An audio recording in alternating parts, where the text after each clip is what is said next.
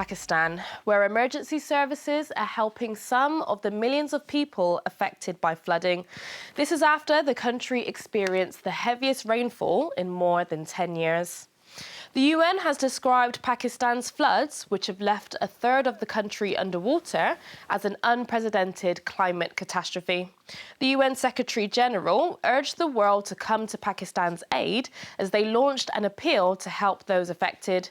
BBC reporter Sukunda Kumani is in one of the flood-hit areas in northern Pakistan and sent us this report about what it's like there.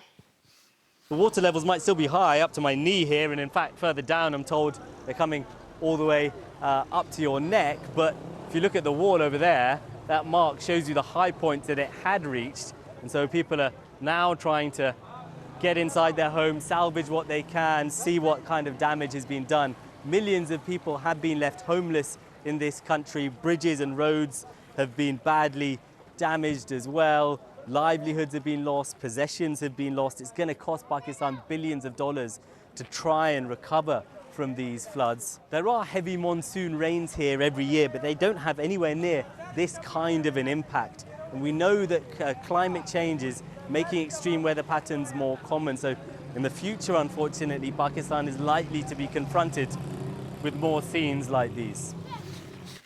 And you can find out more about what's happening in Pakistan and what's being done to help on the Newsround website.